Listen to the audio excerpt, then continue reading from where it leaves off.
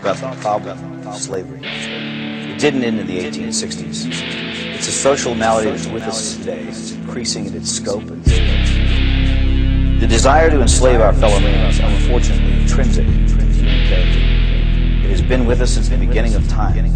I've been raised on a belief system that's broken. Raised on a belief, I keep my eyes closed and never question the things that I'm told and slave away every day till I'm over. Only problem with that is I've been awoken. Read books and now I'm old and well spoken. Somehow did it all the while still smoking. Never close-minded, I keep mine open. A generation just like me that's been molded. Not asleep now, we can understand the motive. Every single day is a battle and I know it is a war for you.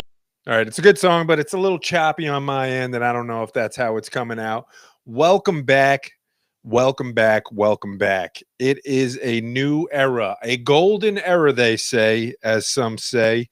As usual, we're going to do a very quick review of the live stream just to make sure that one, we're working, and two, we sound good, and we do sound great.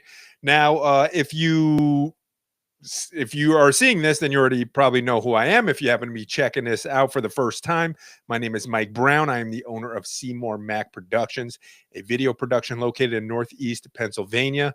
We service basically the whole Northeast region. We will go wherever the clients want us. If you want to fly me out to Japan to shoot something, by all means, fly me out to Japan.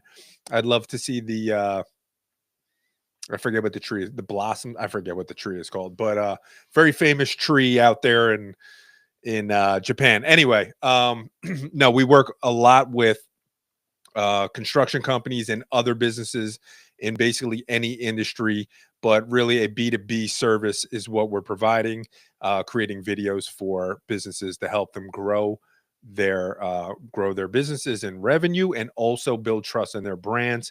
So that's who I am, and that's what we do. One of my goals for 2025 was to do a weekly live stream, at least one live stream every single week, and I'm just picking a topic at random. I don't really have a set day of the week that I'm doing these. I don't really have any kind of like strategy going forward. I don't have like a list. I should, but I don't have a list of topics prepared. I'm just kind of thinking about what I'm dealing with for the week.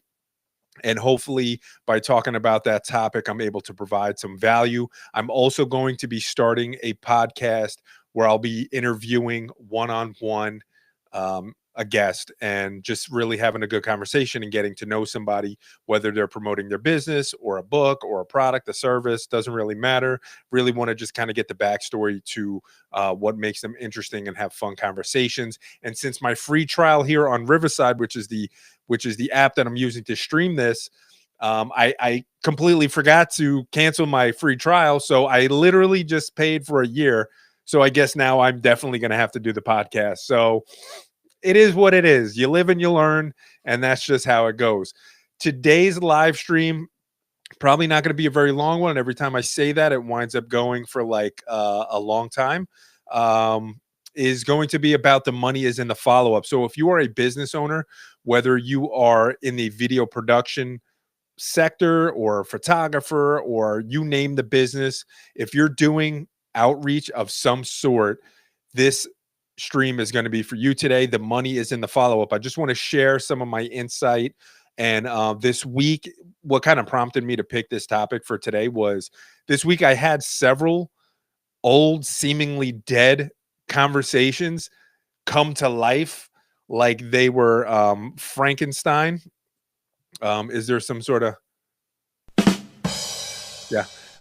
like it was, that's not what I wanted. I really wanted like I got to be more prepared with the sound effects, like a Frankenstein just come to life. Okay. If you've ever had this happen to you where you were doing outreach for your business, whether it's cold outreach via social media messaging, maybe it's on LinkedIn, maybe it's email, maybe it's phone calls, maybe you're still sending out mailers and you're constantly doing outreach and you're following up with people and you get nothing. It's just no response at all.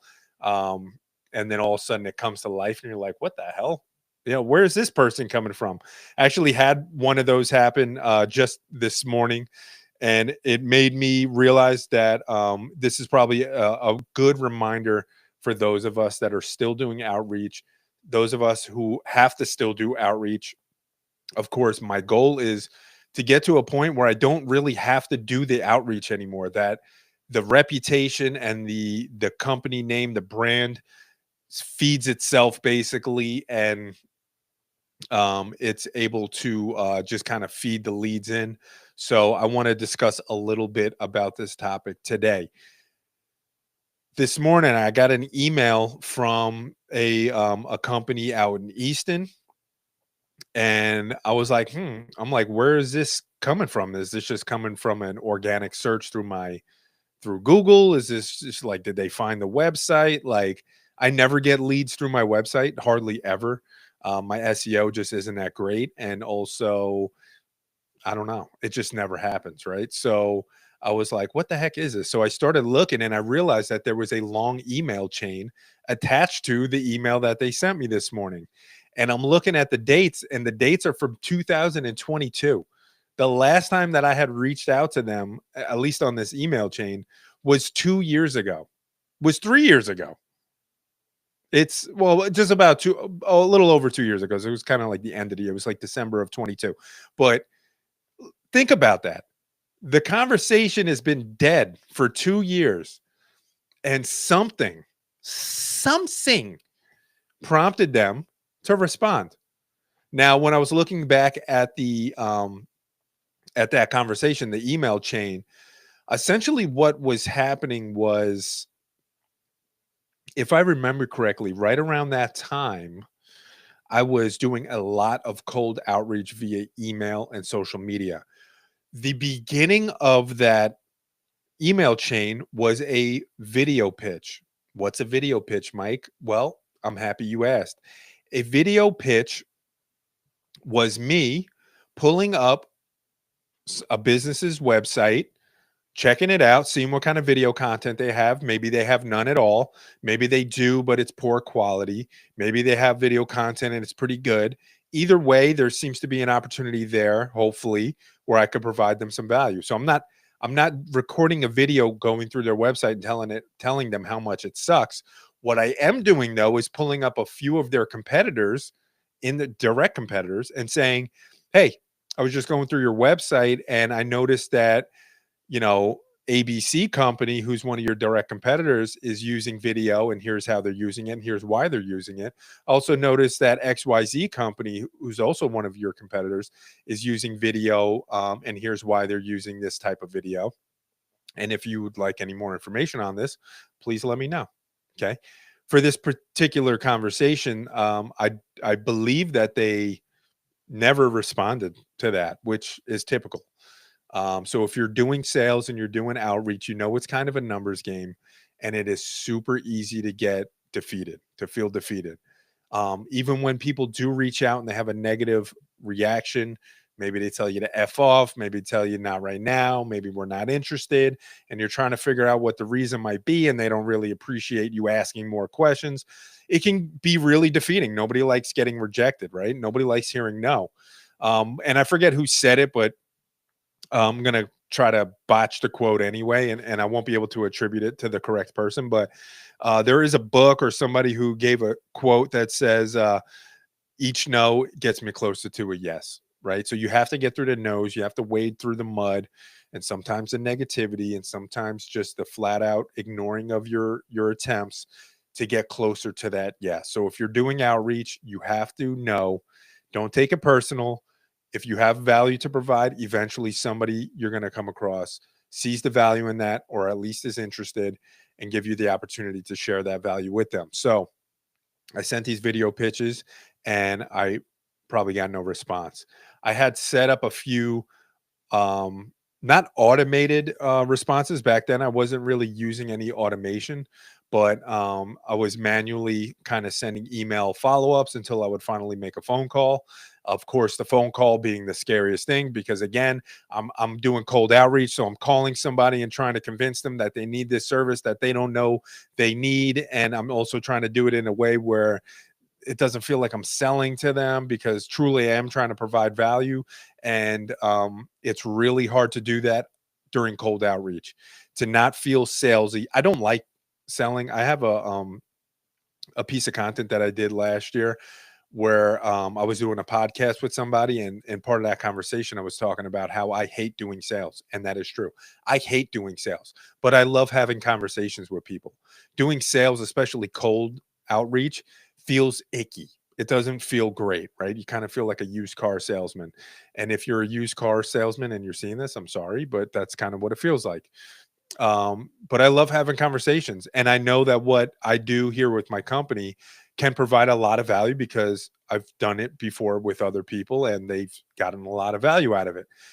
But and I like having those conversations. So there has to be a like a it's a dance, right? Where you're trying to introduce yourself and warm them up, not really sell to them, get them to feel comfortable opening up to you a little bit, sharing a little bit about what their situation is. And then maybe somewhere in there, there's an opportunity to partner up with them. I must have sent, I don't know, 4, 5, 6 follow-up emails. I probably called them, maybe left a message, didn't get through. And that ended in 2022 because eventually you have to cut your losses and just move on.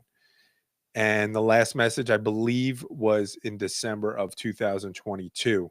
And this morning I got an email from them. Hey, we were on your website and we were looking for some pricing information. We understand that it's kind of custom designed and you're going to want to hop on a phone call, but is there any information you could share with us before we decide to take a call? So first of all, I'm excited that they finally reached out. Obviously, they're in a situation now where they could see value in what I was doing. And why did they reach out to me? Now, chances are maybe they've reached out to other video producers in the area, but maybe they haven't. Maybe they've reached out to me because of those attempts 2 years ago that I was in the email chain. Something happened, their situation got them thinking, hey, we need to maybe bring on a video producer to help us achieve our goal. Who we're going to use? Do you know anybody?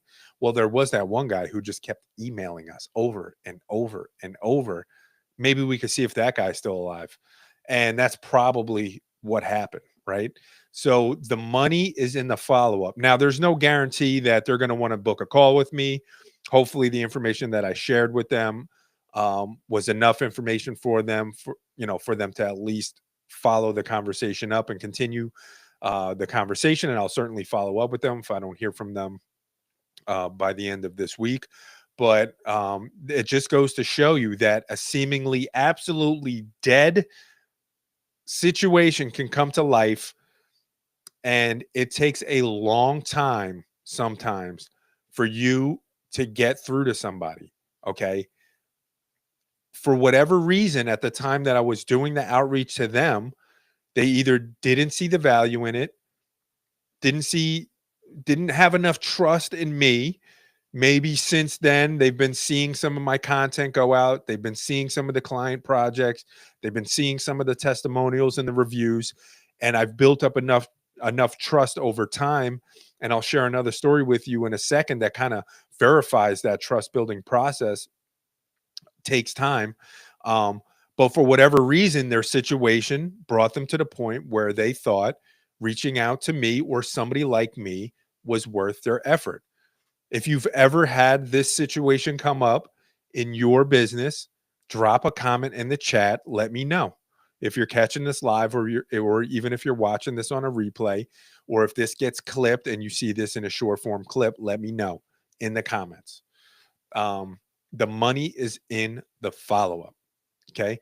There have been times where I, like you can barely see it here, but I have a whiteboard here that I used to use. I don't really use it anymore, but all of these Post-its here, these are all connections or conversations that I had last year, right? This is some of them. It's not all of them. And some of these turned into projects. Actually, the ones that you can see turned into projects over here more. There's a short stack here of just dead conversations. People who ghosted, people who disappeared, people who said they were 100% in, send me the proposal, send me the agreement. I'm going to have your money on Friday. I'm signing this thing on Friday. And then who knows what happens? They fell into a hole and they never reach back out.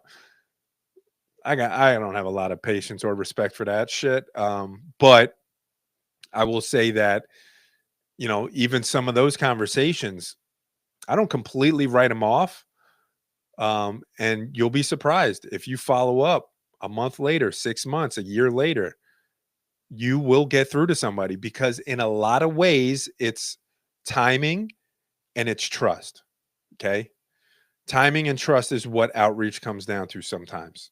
It is hard to do the follow ups and either get no response or get a negative response. If you get a negative response, they're like, hey, dude, F off. I'm not interested. Remove them from the file, delete, remove. Don't reach out to them anymore, especially if they're being nasty to you. It's not worth your time. There's plenty of opportunity out there. There's no point in chasing around opportunity from somebody who doesn't see the value in what you're providing. But there have been times where I've reached out 6 months later, a year later, and gotten through. I'll share another story with you. On LinkedIn, a little over a year ago, I was working with a company that was doing outreach for me. They were helping me connect with construction leads, construction companies, basically all over the country, and building out my network on LinkedIn. It was a very expensive service, and it got me absolutely zero work. I got a lot of leads, not necessarily anything strong enough to convert, and not going to put it all on them. Maybe my closing abilities, at that time really sucked. I had a lot of conversations, but nothing ever closed. It never went anywhere. I decided that, I have this network now on my LinkedIn. I'm going to start reaching out to them. It's a new year, new me, new them, new opportunities. I'm just going to reach out. And a lot of these connections are people that I sent multiple messages to with zero response. I got, in the first week that I was doing it, I got 2 responses from CEOs. Okay. I'm going to share a story, both of those stories. I'll start with the one that kind of is still like in limbo here. The first one I have reached out to in the past, sent him a message here, new year, hitting the ground running, trying to start, build some partnerships. Here's what we do. Let me know if there's any interest.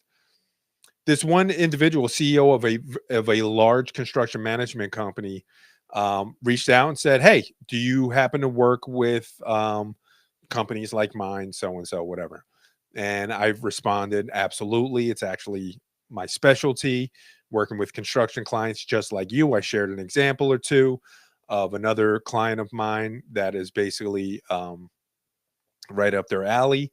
And I did my follow-up. So I still am following up with them, but they're a CEO of a very large company. So you have to also know that these guys are putting out 1,000 fires a day. And even though they may see the value in what you're providing, it's hard for them to place it higher on the to-do list. So the time will come where either he will say, nah, you know what, I decided after all, I don't want to talk to you anymore. Get out of my life, and I will have to oblige. Or he will say, yeah, actually, sorry it took this long, but yeah, let's set something up. Let's set up a call. I want to hear you out. So the money is in the follow-up. Don't be afraid to follow up with people who are in your list, in your network, that maybe you've reached out to before, even if it was a year ago, to see if there's an opportunity there. Timing and trust. The other thing that I have been doing since that year-long pause in doing that follow-up is content. I've been doing fairly consistent content for the last year. And I'm going to share an example that proves and verifies the trust-building aspect and consistent content. Another one of these LinkedIn contacts that I got a hold of and I actually had a phone conversation with is a CEO of a large industrial, like a fabrication company, doing some really awesome projects, really, really interesting. He hit me up and he said, listen, we already work with somebody, or we have a system and we're happy with it, but I would still like to have a phone conversation with you because I'm always open to learning. I said, awesome. Yeah. I know that chances are there's not going to be an opportunity to partner there with him. I'm not taking the phone call to sell him on anything. I genuinely just want to get him on the phone and share some value with him.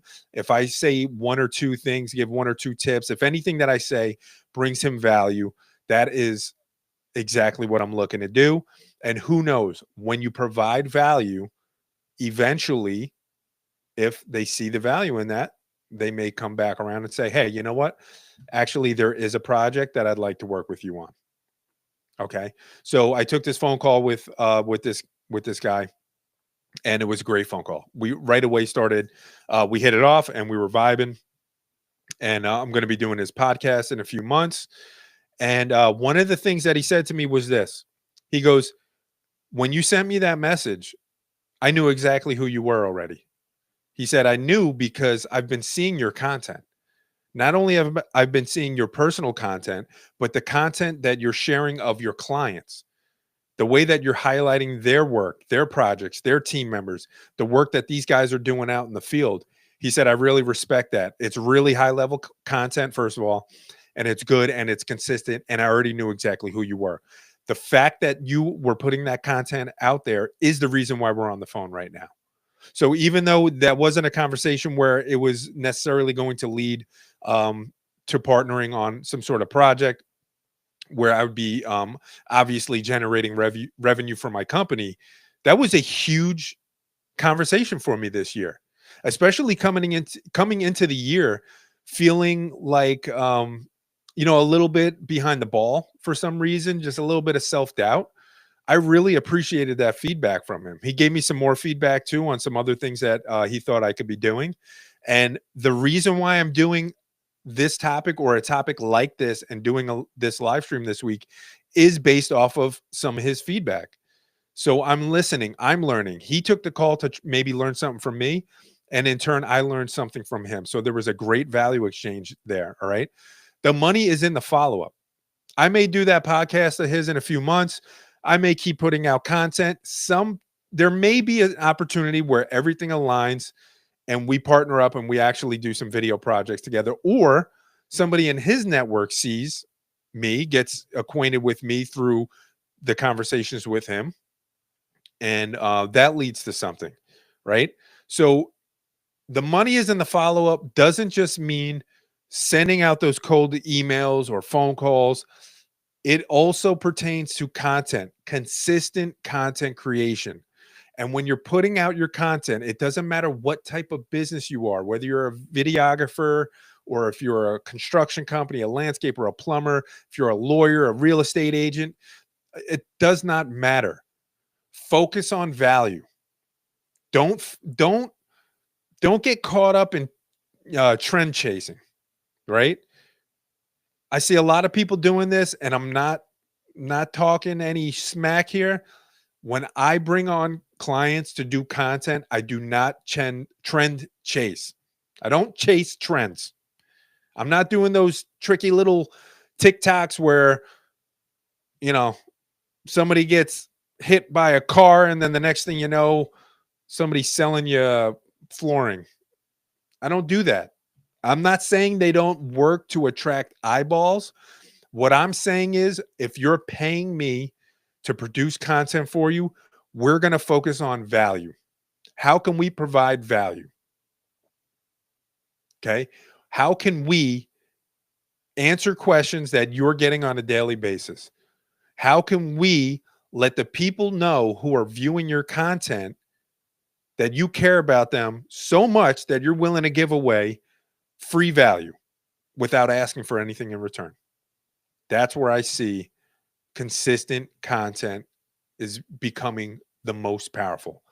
The money is in the follow-up. The money is in the consistency. So that's what today's topic is about.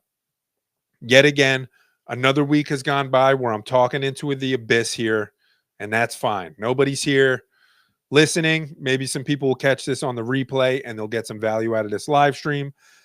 Each week when I'm doing these, I'm also cutting, 1 to maybe 3 or 4 clips, and I put those out, over the course of the next week or two. And I'm going to be doing this. I dedicated myself to doing these weekly, And again, I'm going to be doing the podcast. I still have a lot of work to do before I'm able to do the first one. But if you're interested in having conversation with me for my podcast, I would love to have you as one of my first guests. I am going to have like an intake form of some sort. So I'm going to start putting that together. And the podcast is going to be called Welcome Back with Seymour Mack. It's just what it is. Welcome back. It's Seymour Mack, but I'm going to call it Welcome Back with Seymour Mack. I'm pretty sure there's podcasts out there that are called Welcome Back, small font with Seymour Mack. Okay. Just because it rhymes, it's got the right amount of syllables, and it's kind of my tagline. Welcome back. It's Seymour Mack. So if you've gotten any value out of this, let me know in the chat. If you want to hear anything specific, if you want to hear me talk about anything specific going forward, let me know in the chat, drop a comment. And if you're seeing this and you're not already following the page that you're watching this on, or you're not connected to me on LinkedIn yet, and if that's where you're seeing this, or if you're not subscribed to the YouTube channel, if that's where you're seeing this, hit the button. It costs you nothing. It costs you absolutely nothing to show me that support. But the absolute best thing you could do is comment and juice the algorithm. That's the best thing you could do. That is the topic for this week. We're keeping this one fairly short. Trying to think if there's anything else. Is there anything else? I don't think there's anything else. I never know how to end these. I always wind up just rambling for an extra 10 minutes when I say that I'm done. And I'm a little under the weather. So excuse me if the voice is a little harsh. But thank you for not joining me live. And I absolutely love you guys. And I hope you got some value out of this. The money is in the follow-up. Do your follow-ups. Don't be a bee. Do your follow-ups. Okay? See you guys next week. Have a great weekend.